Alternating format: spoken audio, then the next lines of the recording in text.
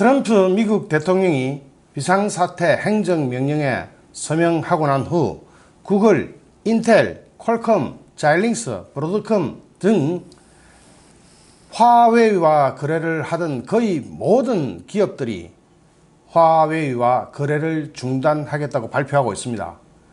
여기서 중국이 얼마나 버틸까 하는 데 대한 관심도 높아지고 있지만 우리에게 다가오는 기회는 어떻게 되며 그 기회는 어떻게 살릴 것인가, 어떻게 하면 그 기회를 잡아서 이 어려운 경제 난국을 돌파할 수 있을까도 한꺼번에 살펴보겠습니다. 트럼프 대통령이 행정명령에 서명하자 미국 상무부는 화웨이와 68개 계열 기업들을 전부 거래 금지 기업으로 발표했죠. 화웨이와 거래하려면 이제부터는 미국 상무부 허가를 받아야 됩니다. 즉 거래를 하지 말라는 거죠.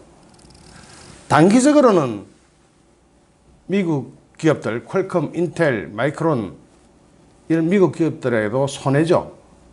삼성도 물론 화웨이와 거래하던 화웨이에 납품하던 반도체 등의 물량이 아무래도 이제 끊기거나 줄어들게 되면은 강한 타격을 받게 되죠. 그것까지는 무시할 수 없습니다. 그러나 제대로 되자면 이것이 진짜 큰 기회가 됩니다. 5G, 스마트폰, 폴더블 폰 이런 데서 엄청난 기회가 될 수 있습니다. 시청하시기 전에 좋아요 한 번만 눌러주세요. 5G 생산업체는 아시죠? 삼성, 에릭슨, 노키아 이런 데지만 실제로는 삼성이 가장 앞서가고 있습니다. 특히 지금 5G를 하고 있는 나라는 한국하고 미국밖에 없습니다. 전 세계에서. 중국이 곧 하겠다고 했지만 지금 이런 강한 충격파를 먹어버렸습니다. 이 5G, 화웨이의 5G에 들어가는 부품 공급 업체가 미국에만 33개입니다. 이 33개 업체들이 모조리 공급 중단해버리면 화웨이는 문 닫을지도 모르는 위기까지 각오해야 됩니다.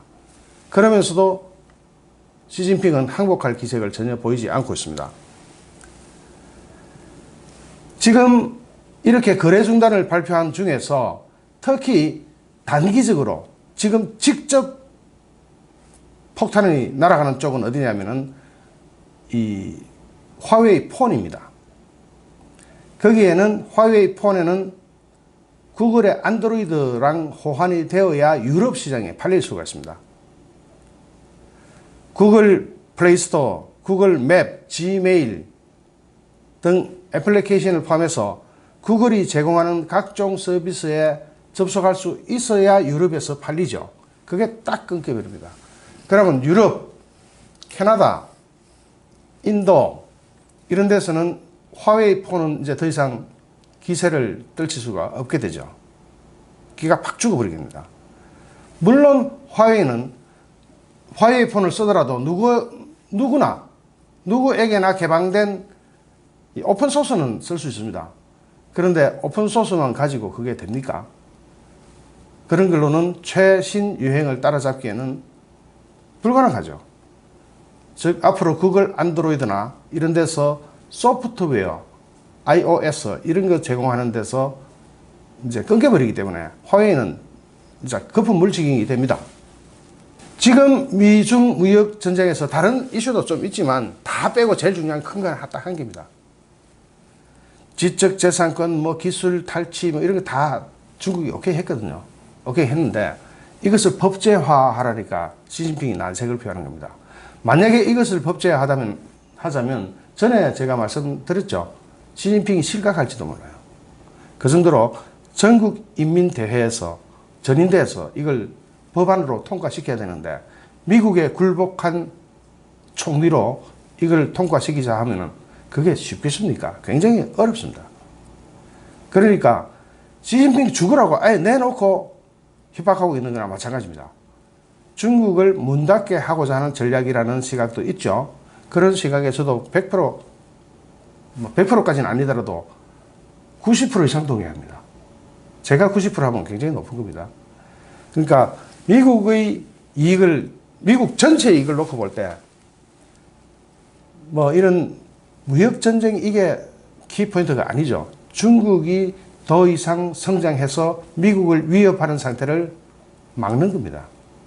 중국이 더 이상 미국한테 대놓고 큰 소리 못 치게 만들고 중국은 제2류 국가로 영원히 가도록 해야 한다는 것이 미국의 생각입니다. 경우에 따라서는 중국 분할도 생각할 수 있죠.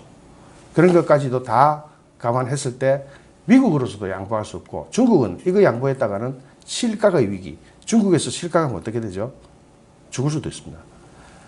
그런 위기를 감수하고 이걸 해야 되는데 이게 참 쉬운 일이 아니죠. 시진핑은 중국 문화, 즉 중국의 문화를 감안해서 그런 것은 강요하지 마라 이렇게 이야기를 공개적으로 합니다. 중국의 문화가 뭡니까? 체면, 즉 중국어로 미엔즈, 이 미엔즈는 생각해 달라는 겁니다. 중국에서는 이런 거물이 미엔즈를 한번 읽어버리면 그대로 죽는 겁니다.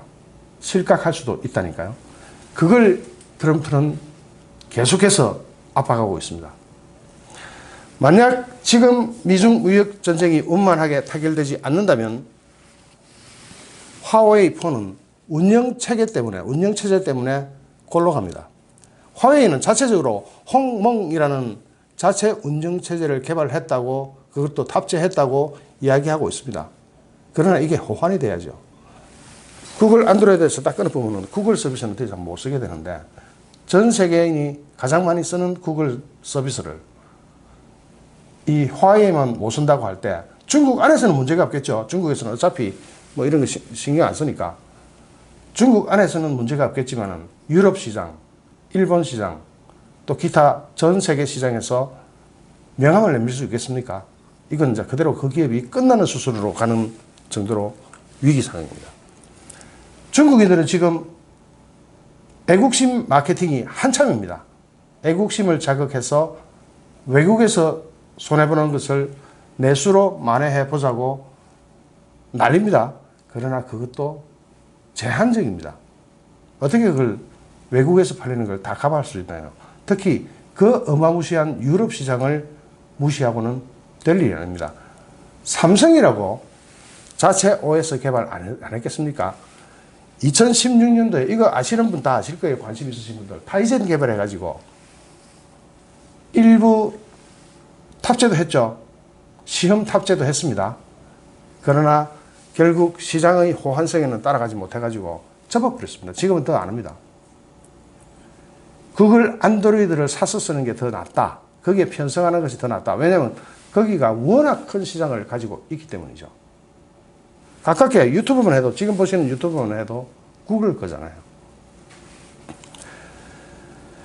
만약 지금 현재 미중 무역 협상이 원만하게 타결되지 않는다면 특히 유럽 시장에서는 삼성전자와 LG전자가 반사 이익을 받게 됩니다. 이것까지는 틀림없는 사실로 봐도 될 겁니다.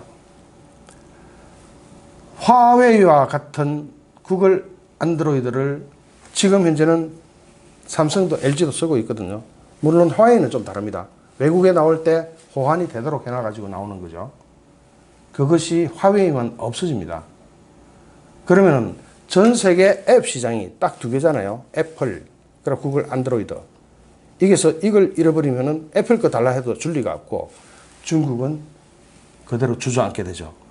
그리고 우리나라께 품질에 대비했을 때 품질 대비 가격 경쟁력이 좋잖아요. 그랬을 때 미국 시장까지도 한번 노려볼 만합니다. 왜냐하면 애플 아이폰도 미국에 들어갈 때는 중국에서 생산한 것에 한해서는 25% 관세를 물어야 됩니다. 이거 빠져나갈 수가 없어요. 그럼 애플 가격이 미국 시장 안에 딱 도착하면 팍 뛰어버리는 겁니다. 25%나. 그걸 미국 소비자들이 감내해 줄까요? 삼성, LG한테 기회가 오는 겁니다.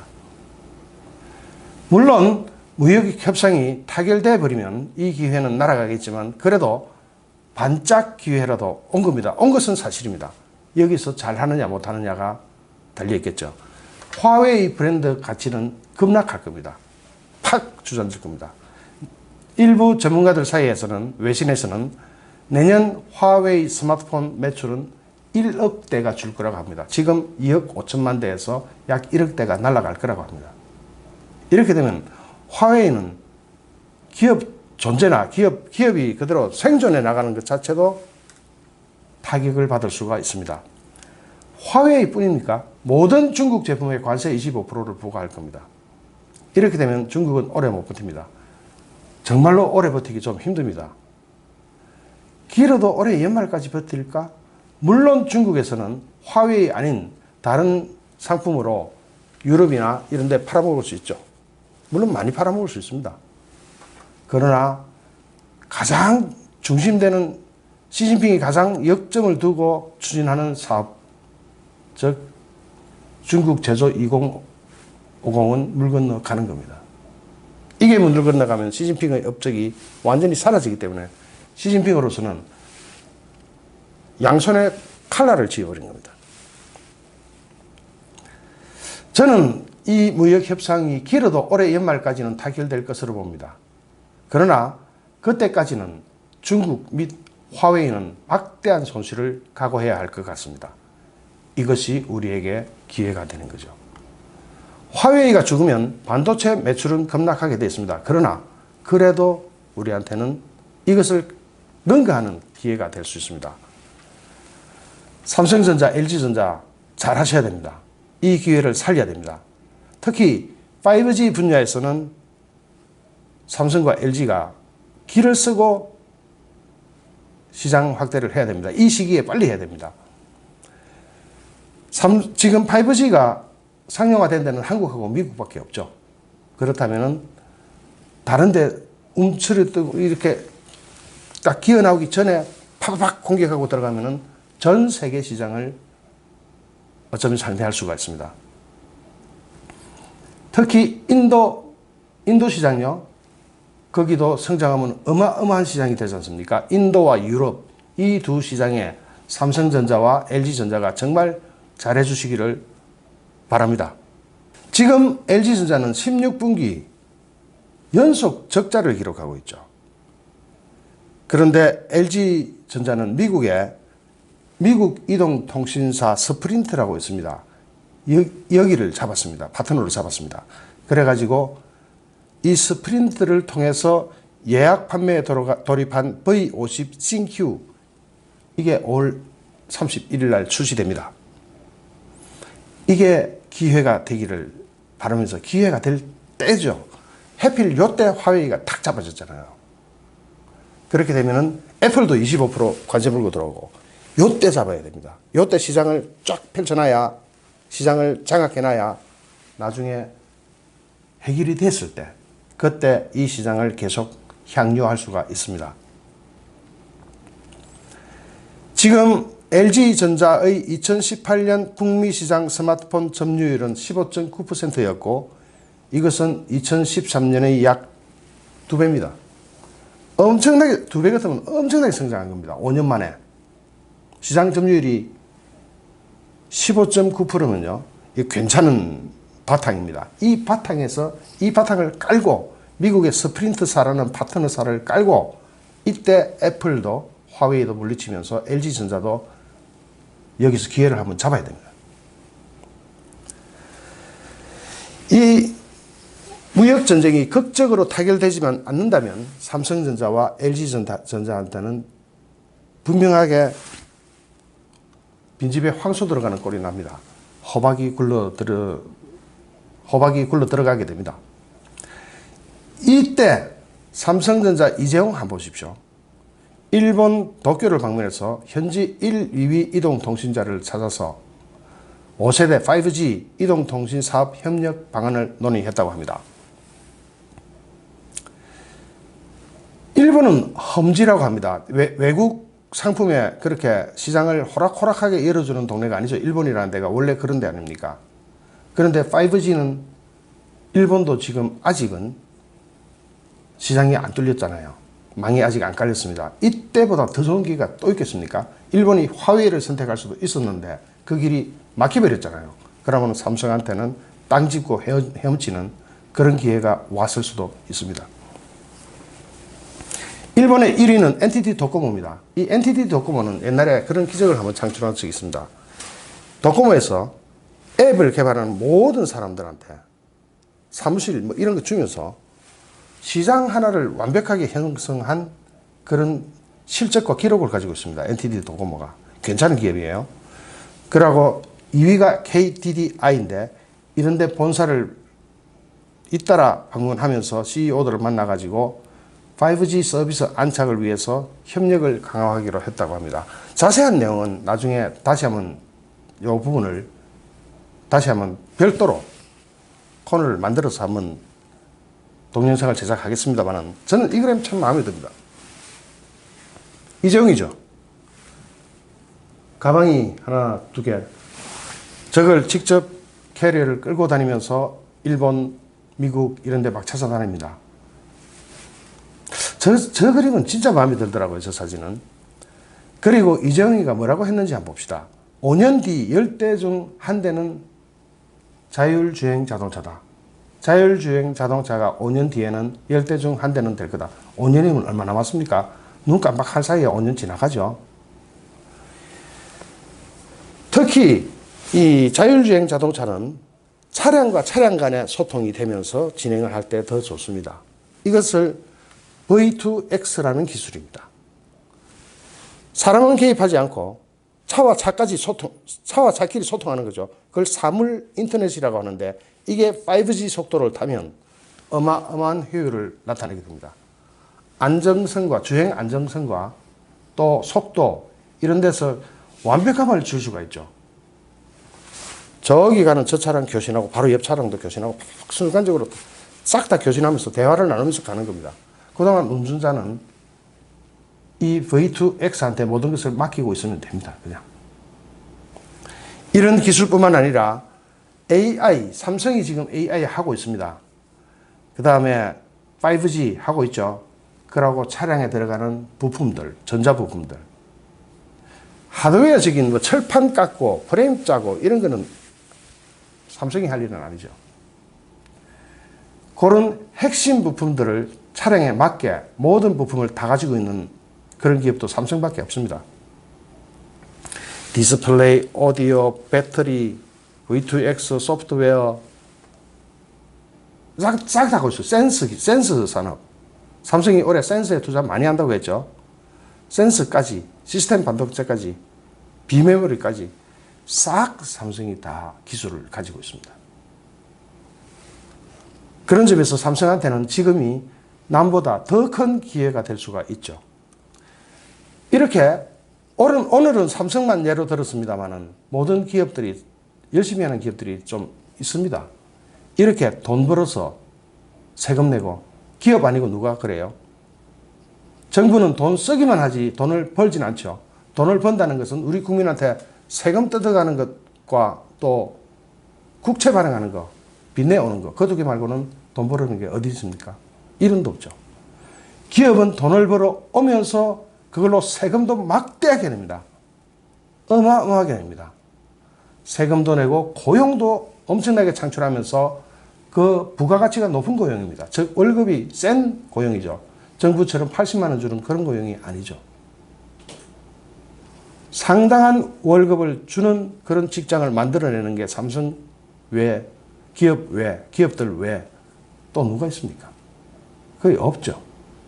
정부 실업자 비율 낮추려고 실업률 낮추려고 그냥 생돈을 뿌립니다. 그것도 저가형 시장에서 배회하면서 쓰레기 줍기, 산불 감시, 빈 강의실 찾아다니면서 불 끄기 이런 걸로 돈을 씁니다. 그러나 기업은 다릅니다. 세금 내죠. 돈 벌어줘. 고용 창출해주죠. 고급 일자리 고용 창출해주죠. 제발 기업인들 이제 좀 그만 괴롭혀야 되겠습니다. 그만 좀 괴롭혀라 문재인. 이렇게 이야기하고 싶죠. 그래야 기업 활력이 되살아납니다. 기업 활력이 되살아나야 이런 천재 1호의 기회를 우리 것으로 만들 수가 있습니다. 좋아요, 구독하기, 공유하기는 저에게 엄청난 힘이 됩니다. 감사합니다.